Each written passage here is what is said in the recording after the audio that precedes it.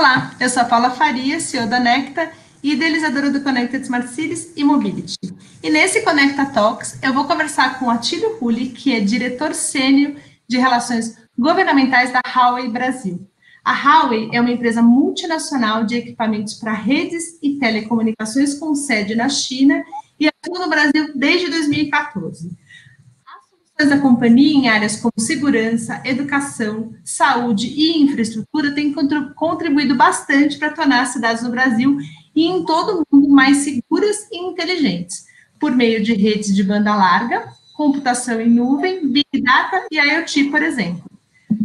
A Huawei participa da edição 2020 do Connected Smart Cities e Mobility Digital Experience e, nessa oportunidade, vai apresentar a sua experiência global em 100 cidades e 40 países, que inclui o Brasil, com destaque para o projeto de vídeo cloud que está sendo implementado na Bahia e que prevê a integração de todas as plataformas do Centro de Comando Integrado do Estado.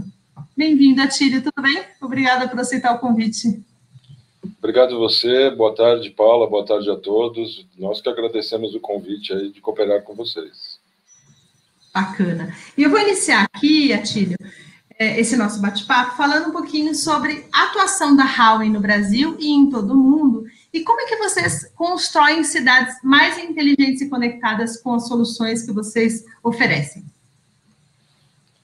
A Huawei está presente hoje em 170 países, né? No Brasil ela está há 22 anos, e nesses 170 países, por exemplo, em 2019, nós fizemos projetos para 700 cidades em todos os continentes, projetos de cidades inteligentes em todos os continentes, e no Brasil não é diferente, fizemos projetos também.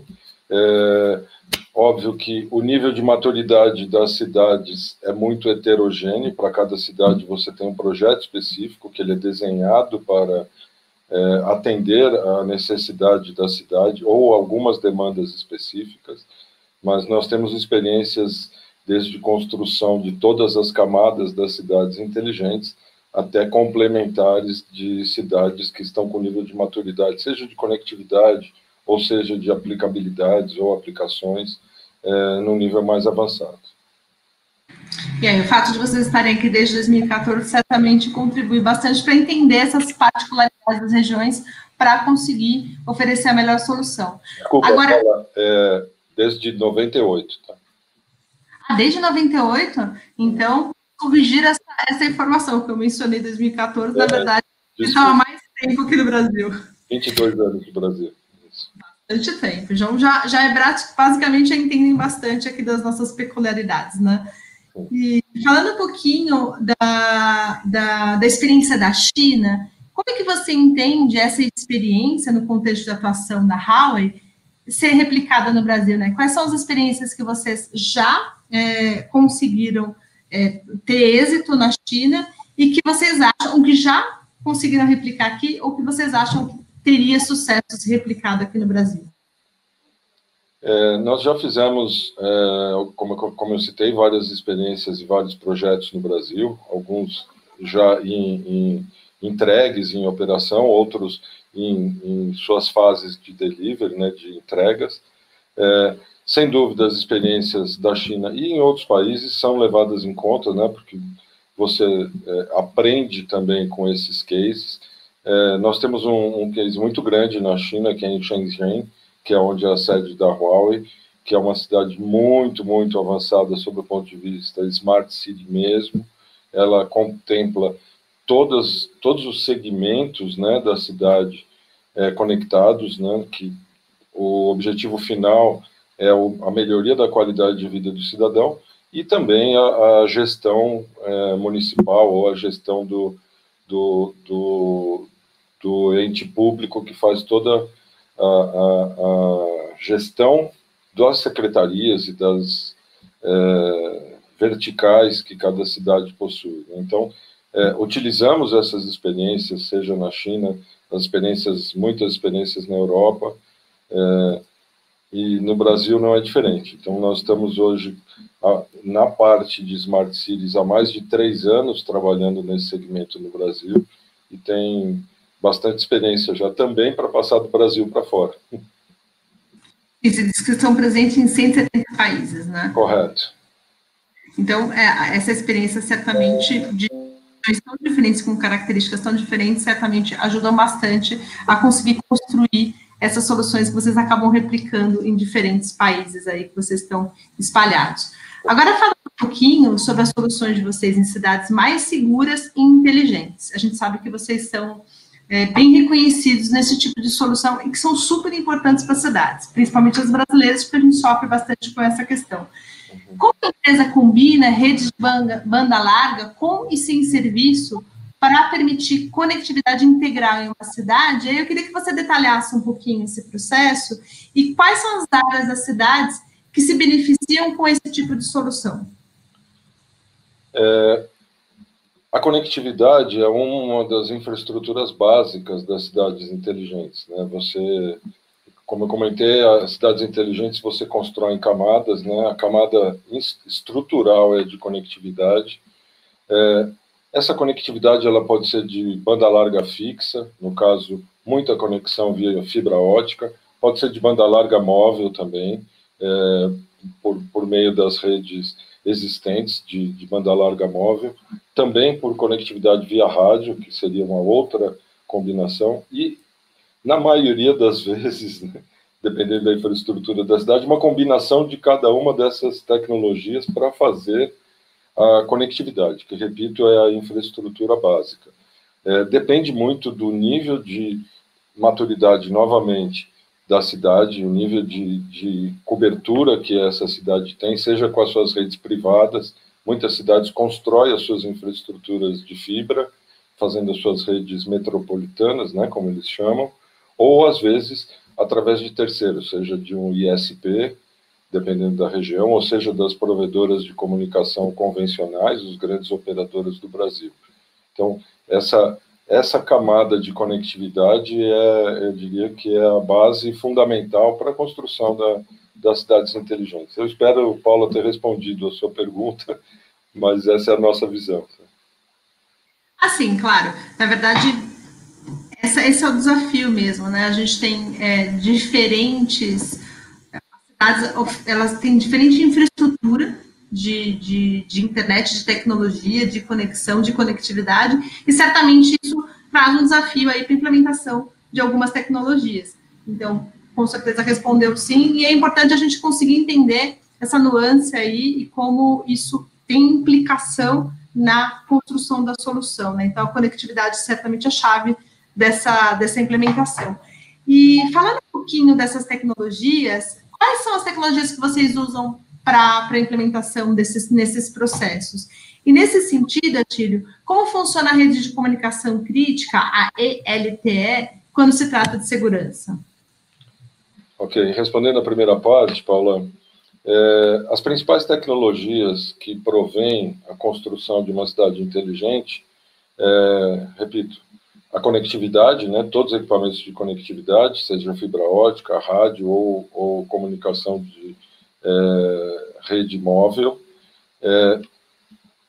uso massivo de cloud. Os serviços de cloud são muito importantes para a construção de cidades inteligentes, porque você tem muitos serviços que são agregados na cloud.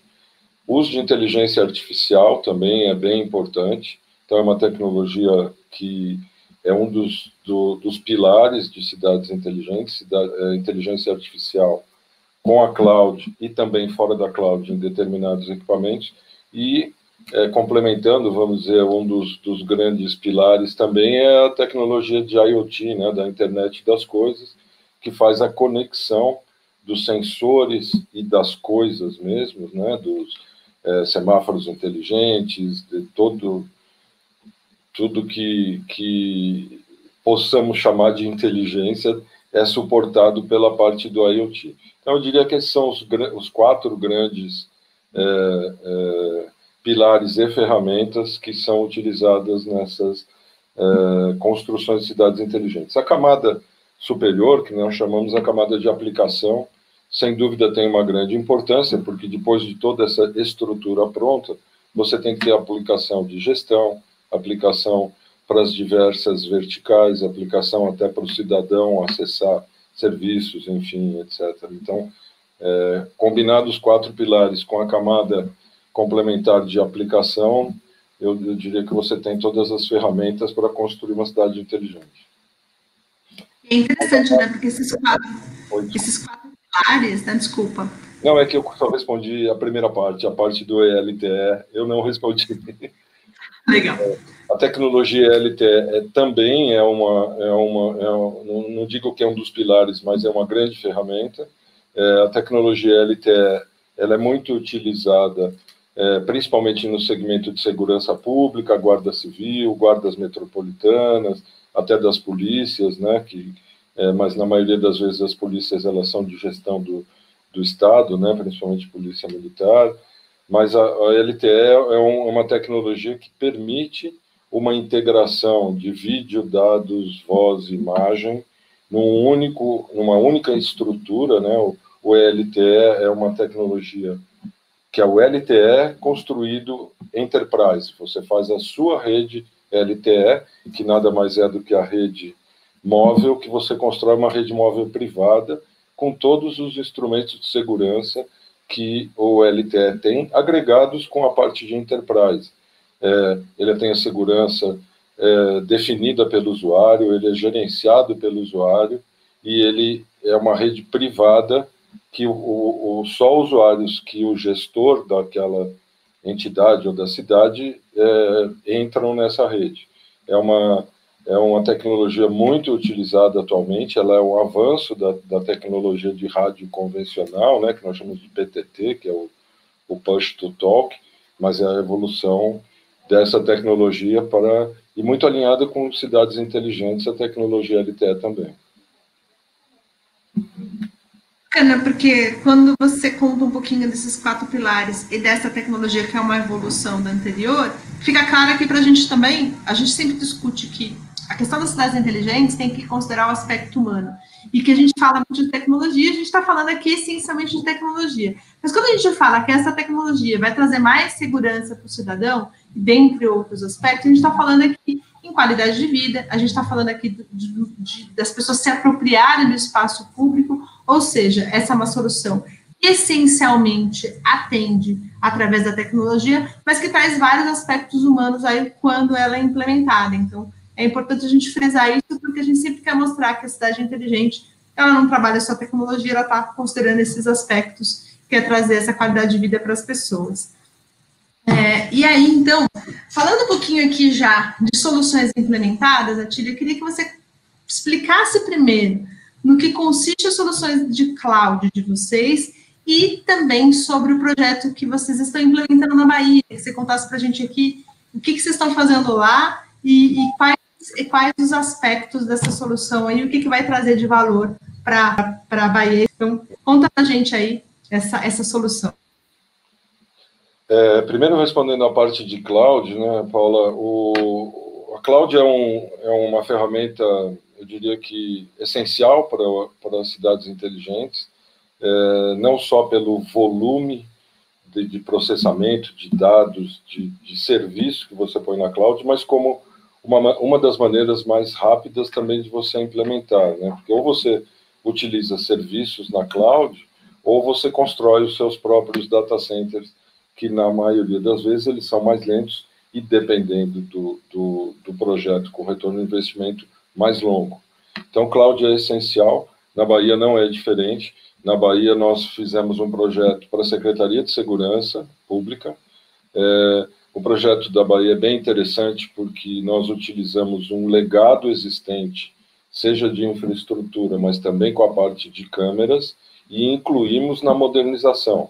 Ou seja, colocamos câmeras com capacidade de processamento e capacidade de alta definição maior, que coexiste com o legado das câmeras existentes. Então, foi colocada uma camada de inteligência no chamado Video Cloud, que é uma parte de vídeo monitoramento dentro do sistema de cloud da Huawei, e faz todo o processamento, análise de imagens, reconhecimento facial, enfim, todo o que o mercado chama de Video Analytics, né, que faz toda essa parte de gestão para o Centro de Comando e Controle de Segurança Pública. Basicamente, em poucas palavras, essa é uma visão macro do projeto. Bacana. Depois a gente vai querer saber mais, a gente vai usar esses nossos outros canais para se aprofundar nesse case específico.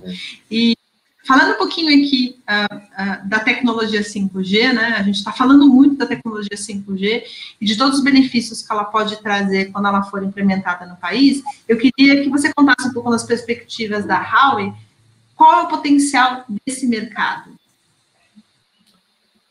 O potencial do mercado 5G é muito grande. O 5G é mais um dos pilares, né, de tecnologia para a conectividade. O 5G combinado com inteligência artificial, IoT, cloud, ele é um habilitador, vamos dizer, mais rápido e mais eficiente do que as tecnologias atuais. O 5G, todo mundo fala da velocidade do 5G, né, mas a velocidade é um dos pontos importantes, mas não é o mais importante, que é 20, 25 vezes mais rápido que o 4G, mas os pontos que nós ressaltamos muito também é a baixa latência, né? O 5G ele tem muito baixa latência, o que permite com que as aplicações de IoT e as novas aplicações até que venham a surgir, que não é mais futurologia, e sim de veículos autônomos, ônibus autônomos, uso de drones intensivos, ele só é permitido com conexões com baixa latência, e o 5G é de baixa latência. E combinando o 5G com a IoT também, o 5G é um habilitador para o IoT muito maior do que o existente, porque ele tem uma possibilidade de conexões por quilômetro quadrado muito maior. Hoje, com o 5G, você permite 1 milhão de dispositivos por quilômetro quadrado, ou seja, você pode pôr 1 milhão de sensores, ou 1 milhão de dispositivos, ou 1 milhão de pessoas no quilômetro quadrado, se é que fosse possível, com os seus celulares, e o 5G dá essa cobertura. Então, são várias vantagens do 5G, não só a velocidade, mas que permitem, principalmente repetindo, a combinação de 5G, inteligência artificial e uso de cloud para viabilizar o IoT muito mais potente e assertivo do que o existente hoje. É óbvio que existem muitas aplicações de IoT, mas o potencial de aplicações com o 5G ele é muito maior. A gente vem falando muito sobre isso, fico bem impressionada com o impacto que o 5G vai causar aí numa mudança significativa no uso da IoT, principalmente no que você mencionou aqui dos veículos autônomos, né? Realmente vai viabilizar um negócio que a gente está falando no campo das ideias e que pode se tornar real muito rapidamente.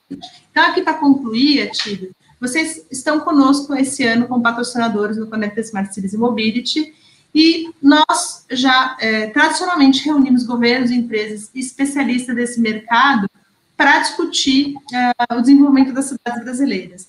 Nesse sentido, como você entende que os diversos atores podem construir cidades mais conectadas, principalmente depois da pandemia da Covid-19? Olha, eu acho que não só depois, né, Paula, durante a pandemia também, várias ações e as transformações digitais, elas sofreram uma antecipação e uma aceleração até maior, né? Vou dar como exemplo, nós temos hoje uma questão que impacta nas cidades, que é para a implementação de banda larga móvel. Você hoje tem uma legislação municipal, e o Brasil hoje tem 5.500 e tantos municípios, e cada um tem a sua legislação para autorização para a instalação de antenas, estações radiobases, que permite a conexão de mobilidade de banda larga móvel. E durante a pandemia, algumas cidades entenderam que isso era importante ser implementado. Eu vou citar o exemplo de Campinas, que lançou a sua atualização de facilitar a instalação de antenas, a própria cidade de Porto Alegre, várias cidades, durante a pandemia, já fizeram essa antecipação, essa agilização de instalação de antenas, estações radiobases, enfim, porque é um processo moroso. Se nós formos dar exemplo, a cidade de São Paulo está há 2 anos sem autorização para instalação de antenas de estação radiobase. Então, assim, a comunicação, a conectividade de banda larga móvel, ela não expande na cidade de São Paulo. Isso é um dos pontos importantes. Então, dei esse exemplo muito pontual, mas a participação de diversos atores, seja da área regulatória, sejam os próprios gestores, secretários de inovação estaduais e municipais, é muito importante para discutir os aspectos para facilitar a implementação das cidades inteligentes, que vão beneficiar, no limite, o cidadão, a qualidade de vida do cidadão, que nem você mesmo falou, com questão de mobilidade urbana, aplicações para a saúde, para a educação. Então, as cidades são mais seguras, né? As cidades inteligentes, elas são mais seguras por definição. Então, essa experiência com vários atores públicos e privados é muito importante para troca de experiências, perspectivas, para todos os lados. Bacana, Tílio. Eu quero agradecer a participação de vocês, o apoio esse ano, e por mais de 20 anos vocês acreditarem no nosso país e estar trabalhando conosco em soluções que melhoram a vida da cidade e das pessoas. A gente acredita que essa contribuição de organizações privadas, em discussão com as organizações que representam os órgãos públicos, as universidades, enfim, todo o ecossistema de cidades inteligentes e mobilidade é que faz com que a gente consiga avançar, entender os desafios e conseguir propor soluções. Nesse sentido, vocês são um exemplo, e eu quero agradecer o apoio e a participação. E espero vocês lá no evento para a gente conseguir evoluir em outros assuntos e que a gente consiga aí fazer mais troca com os outros participantes. Obrigada, Tílio. Obrigado a você, Paula. Conte conosco para o evento e é um prazer estar com vocês, com a audiência de vocês e com esse público que vai estar no evento conosco. Obrigada. Tchau, boa tarde. Boa tarde.